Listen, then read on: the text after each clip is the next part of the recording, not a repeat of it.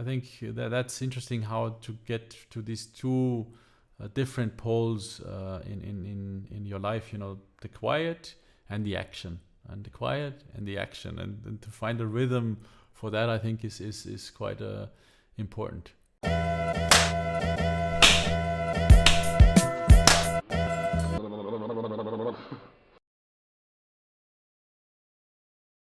And thinking about it, maybe it's also this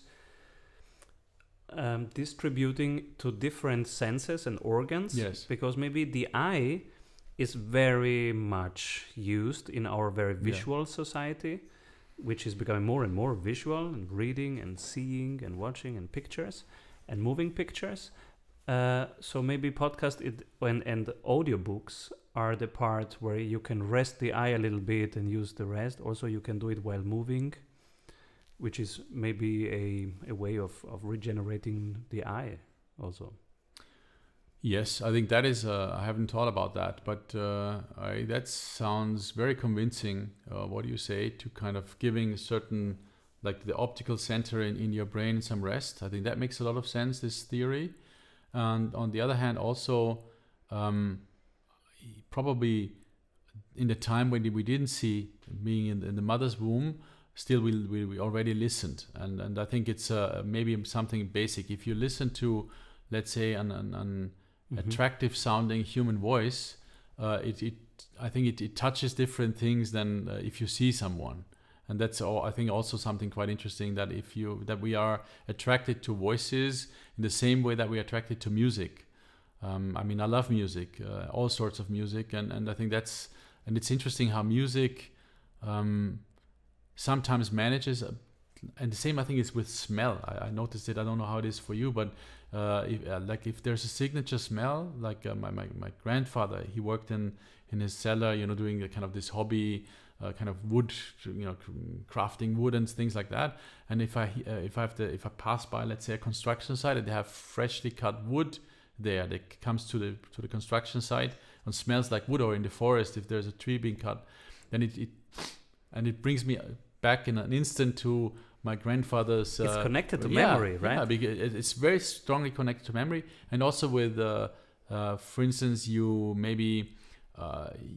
When you were 17 and in love, whatever, and you had this special song, and it's like a long ages ago, but you still remember. You turn up the song and you remember when you listen to it, maybe on your little Sony Walkman or something, with using still compact cassettes. And I think that is something with, if you see a picture, at least for me, it's a different experience. It's also wonderful because if you look at old pictures, but it's not this. It doesn't resonate, as you say, maybe it touches different parts of your brain. I think it goes much deeper. Way. Our bigger boy now, Federico, he's 3 years old. Yeah. And he remembers things when we are in a specific place. Yes. Like 2 months later, he remembers what I said in that part of Schönbrunn. And I'm amazed by that. How can he remember this detail? And one hypothesis at the moment, when I think about it, is that it's this place which has this specific smell. And so in the loggia, it's wood, and when we go there, he remembers what I told him in that environment. And in Schönbrunn, it's more the horses that have this specific thing. Maybe it's that. You said Federico is his name, right? We should learn from Federico. I tell you why. Because there is another great book out, by the way. It's I think 2012 or something. It's a not recent book, but still I want to bring it up because you mentioned your son. It's called Moonwalking with Einstein. And this is a fantastic book about basically memory and the sports of memory. There's whole grandmasters of memorizing things. By the way, an Austrian is, and I think was at least for a long time in the top list of these grandmasters. And you know what they do to memorize stuff? They build so-called memory palaces. So what your son what he does instinctively, that you anchor your memory. You don't just memorize stuff, but you put it somewhere. And he puts it in Schönbrunn because you told him this, whatever story it was, at this particular place in Schönbrunn, and that's where he puts it. That's where it is. Because, why is that? At least that's what I learned from this book, is that when we were apes, we were apes until 6 million years ago, then our we kind of departed from our old ancestors in the gorillas, the orangutans, the chimpanzees, the bonobos, and we went in a different direction at becoming humans. But still, what you need in the forest? You need to find your family, your clan, right? So you're out there somewhere, and this is the most important memory we have ever. Because if we don't find home, we are lost. Especially in the jungle. We talked about the jungle before.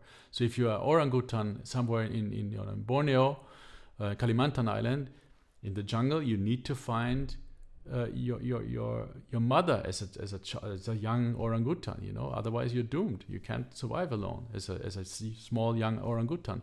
So when you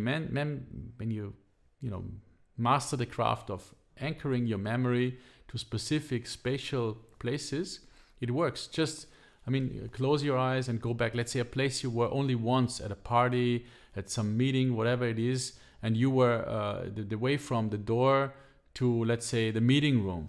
A place only you close your eyes, and I'm sure in 90% of the cases you will manage to walk back in detail this space. And we can't do that with any other memories. We cannot ask me pi and I can go 3.141527, whatever it is, and I forgot it, right? Because I'm not a mathematician. Mathematicians will know it until I don't know how many figures after the comma, but I don't. But as soon as you can put your memory and put it in a special place, and you will be able to keep this memory for a very long time. Again, a book that I recommend, Moonwalking with Einstein, about the art and of memorizing things, something we need, because I think also our brain are getting rewired by, I have a Google brain in a way, but just you have only the memory is very, like cloudy in a sense, there was maybe about this and this, let Google figure it out. We do that all the time. And I think it changes the way we memorize stuff, because you don't know it, you don't know the detail really. You just need to know maybe something like that, and then you type it in and you kind of move forward, and then after at least the second time Googling, you have what you were looking for. Absolutely. It's a great topic on how to also organize, retrieve your knowledge. I took part in an online course, beautiful online course, Tiago Forte, Building a Second Brain. He basically he builds up on David Allen GTD, Getting Things Done, which has this main hypothesis that you should not use your brain for remembering tasks, remembering where is what should I do next. That should be done by a system. And your brain is basically only very good in being here and now, being creative. And so David Allen created this system and the principles, which are very valuable. And Tiago Forte made a very specific course on note-taking. How do you take your notes? How do you retrieve them when you need them? And how do you collect your knowledge in a way that it can cross-pollinate, so you can write an article faster when it's needed? But when you read a book, a Kindle book, how do you take notes so that 3 months later somebody asks you, can you pull this article off? And you can do it. So Tiago Forte, Building a Second Brain, I can recommend that. And you also just touched this neurological part of we have too much information. We have these networks, Silicon Valley or before Vienna, and then in this intensity, but there is also something in this intensity that makes us less creative, and the mind is not expanding anymore when we are there. So people try from San Francisco, they are trying to move away into more I don't know, until to LA, to Mexico. And what is it about this balance of intensity of information and non-intensity? Yeah, I think this is a great topic, the question of, duality always, because first of all, it's always we're attracted to what we don't have. So when I'm in a vibrant city, when I live there, maybe I want to go to the countryside. When I'm in the countryside, maybe I miss the vibrant city. So that is not natural. But I think it's a very human thing that we need to rest and to give the brain time to make these new connections. That's why we need sleep, for instance. We need sleep because the brain needs rest, right? And I think that also is a metaphor for how probably we should organize ourselves. That yes, I think we should be very active and should get all the information we can get our hands on, etc., etc. At the same time, also we need time to process that information. We need time to also refocus what is important, because as you said, if it's everything is like it's like maybe if you have the experience of standing in front of a huge poster, like an advertising poster, and you walk there and put your eyes like just 15 centimeters in front of that, you see all these dots in the basic colors, right?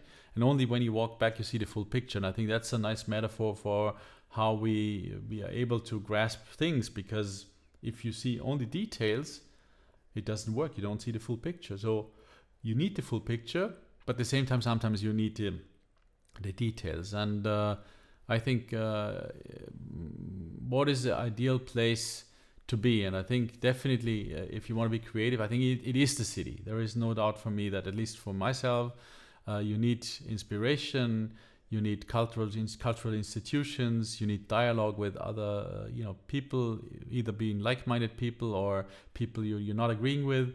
This is what the city has to offer. It's this condensed space for humanity where we all are in this limited space and we all are on our on top of each other all the time, in a way, in our houses, in our homes all the time. But that's, I think, what gives us inspiration. But at the same time, you need to get away from the city every now and then, and also in this very artificial environments, reconnect with the planet. Let me put it this way, reconnect with the planet in the sense that, yes, I mean, every now and then, I think every human should see at least the Milky Way once a year at least, right? I mean, just think of what we are here. I mean, we are on this little planet somewhere in the outer arm of some galaxy.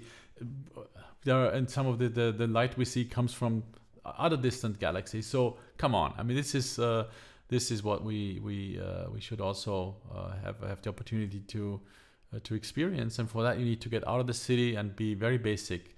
For instance, whoever was on a ferry in the middle of the ocean at night, just seeing the stars and this endless vast amount of water around you, it's quite an impressive experience. And I think that is or on the mountains, when you feel that, okay, how small we are on this planet, I think this is also important. So I think that's interesting, how to get to these two different poles in your life, the quiet and the action, and the quiet and the action, and to find a rhythm for that, I think is quite important.